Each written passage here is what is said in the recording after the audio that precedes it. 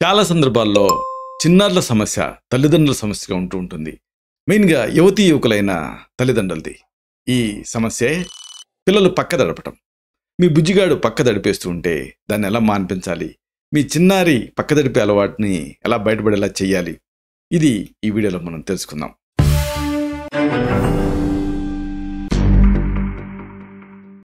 మిత్రులారా నమస్కారం.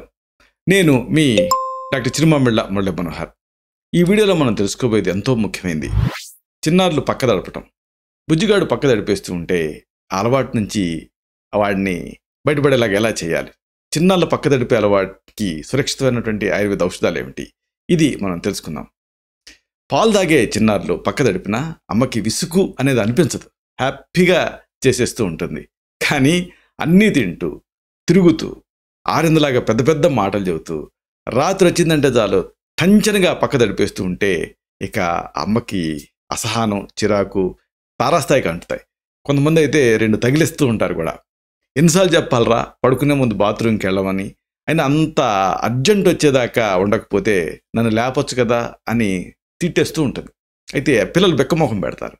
వాళ్ళకేం తెలుసు? పక్క దడుపుతున్నామన్న ధ్యాస కూడా వాళ్ళకు ఉండదు. ఆ పని కానీ చూస్తూ ఉంటారు. మళ్ళీ రెండో రోజు ఇది మామూలే.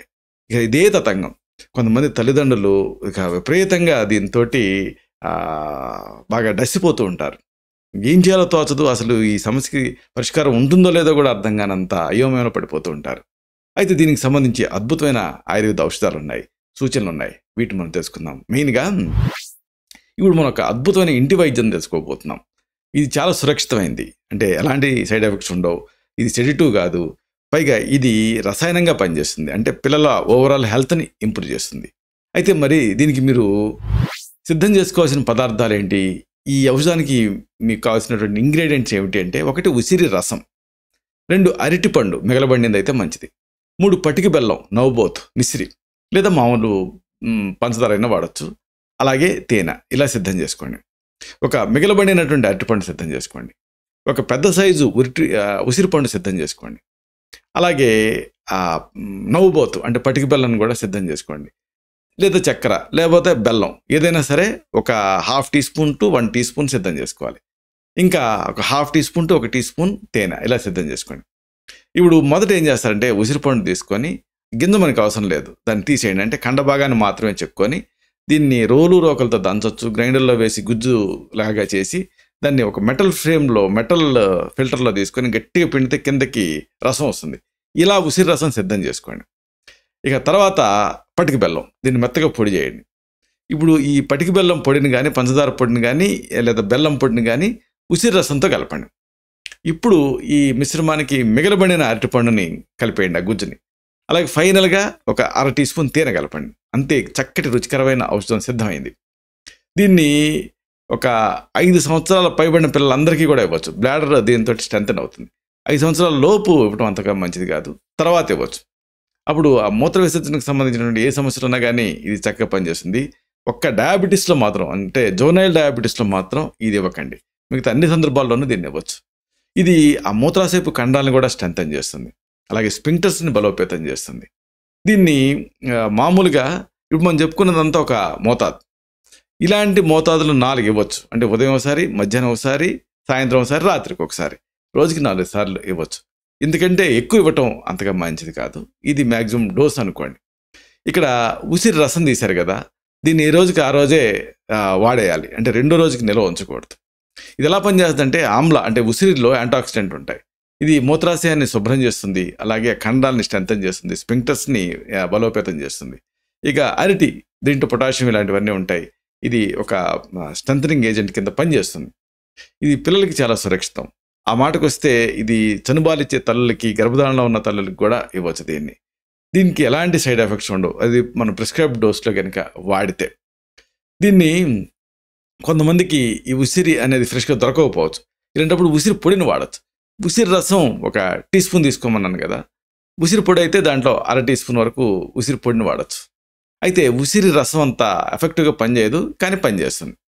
ఇక్కడ మీరు తెలుసుకోవాల్సిన కొన్ని ముఖ్యమైనటువంటి అంశాలు ఉన్నాయి ఈ బెడ్ వెట్టింగ్కి సంబంధించి.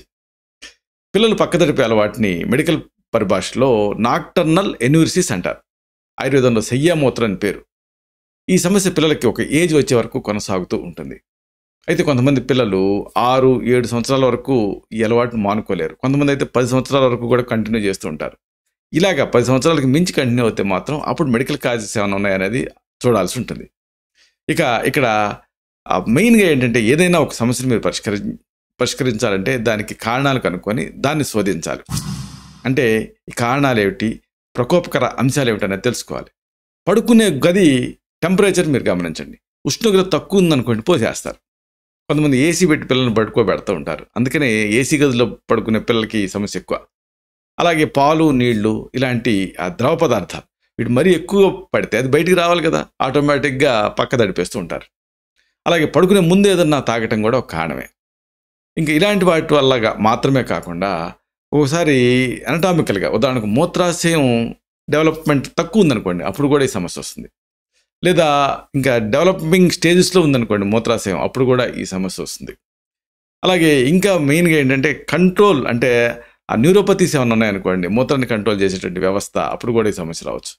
అలాగే బిడ్డ ఆహారంలో కెఫీన్ ఉండే పదార్థాలు ఎక్కువ ఉన్న ఉదాహరణకు కూల్ డ్రింక్స్ లాంటివి, అలాగే డయూటిక్ మాత్రలు ఏదైనా వాడాల్సి వచ్చిన ఉదాహరణకు నెఫ్రోటిక్ సిండ్రోమ్ ఇలాంటి వాటిలో అప్పుడు కూడా ఈ మూత్రం ఉత్పత్తి పెరుగుతుంది. శయ్యా మూత్రం అంటే పక్క దడపడం అనేది కనిపిస్తూ ఉంటుంది. ఒకసారి పిల్లలు బద్ధకంగా ఉంటారు, అది కూడా ఒక కారణం అవ్వచ్చు. బాగా లావుగా ఉండటం ఇలాగా. ఇదేమైనా నయానో భయానో నచ్చజెప్పో లేకపోతే ఏదన్నా ఒక బొమ్మ ఇలాంటి వాటిని ఆశ చూపో ఏదన్నా ఇట్లాంటి విషయాలతోటి పిల్లలు కొంతమంది మాన్పించేయగలుగుతారు. అయితే మానేసాడు అనుకున్న టైంలో మళ్ళీ మొదలు పెడుతూ ఉంటారు కొంతమంది. అప్పుడు అది మెడికల్గా ఏదన్నా కాజ్ దీనికి కంట్రిబ్యూట్ చేస్తుందని చూడాల్సి ఉంటుంది. ఇక్కడ మీరు గమనించాల్సినటువంటి కొన్ని లక్షణాలు ఉన్నాయి. ఉదాహరణకు పిల్లల్లో జువెనైల్ డయాబెటీస్ ఉంటే ఈ సమస్య కనిపిస్తూ ఉంటుంది. అంటే మానట్టు మళ్ళీ మొదలు పెడతారు, కాబట్టి అప్రమత్తంగా ఉండాలి. అలాగే ఎక్కువసార్లు మూత్రానికి పగలు అంటే పడుకున్నప్పుడు కాకుండా మామూలప్పుడు కూడా ఎక్కువ మూత్రానికి వెళ్తూ ఉంటే ఏదన్నా యూరినరీ ట్రాక్ట్ ఇన్ఫెక్షన్ ఉందా అనేది చూడాలి. న్యూరోజెనిక్ బ్లాడర్ లాంటివి ఉన్నాయనేది చూడాలి. అలాగే యూరినరీ ట్రాక్ట్ ఇన్ఫెక్షన్ సరే ఇంకా మానసిక ఒత్తిడి, మానసిక సమస్యలు ఇలాంటి వాటి వల్ల కూడా పిల్లలు పక్క తడుపుతూ ఉంటారు. అలాగే జన్యుపరమైన సమస్యలు కూడా కంట్రిబ్యూట్ చేస్తూ ఉంటాయి. కాబట్టి ఏదేమైనా ఒక 7 మ్యాక్సిమం 8 మ్యాక్సిమం 10 ఆ పిల్లలు అంతవరకు పక్క తడిపితే పెద్దగా సీరియస్గా తీసుకోవాల్సిన పని లేదు. కానీ అదే కంటిన్యూ అయితే మాత్రం ఖచ్చితంగా దాని వెనక మెడికల్ కాజెస్ ఏమైనా ఉన్నాయనేది చూడాలి. అయితే దీనికి కొన్ని ఎఫెక్టివ్గా పనిచేసే చక్కటి గృహ చిట్కాలు ఉన్నాయి. ఉదాహరణకు దీంట్లో లైఫ్ స్టైల్ మోడిఫికేషన్స్తో పాటుగా ఆహార ప్రణాళిక కూడా చాలా ముఖ్యం. ఇది మీరు చూసుకోవాలి. అంటే కొన్ని అధ్యయనాల ప్రకారం పిల్లల్లో పక్క జరపడం తగ్గించడానికి కొన్ని ఆహారాలు సానుకూల ప్రభావాన్ని చూపిస్తాయని తేలింది. ఉదాహరణకు పిల్లలకి వాల్నట్స్ ఇచ్చిన, కిస్మిస్ని తినే అలవాటు చేసిన సమస్య చాలా వరకు తగ్గుతుంది. అంటే వీటిలో పొటాషియం ఎక్కువ ఉంటుంది. పొటాషియం ఉండేది ఏదైనా సరే, అందుకే అరటిపండు కూడా యూజ్ఫుల్గా ఉంటుంది.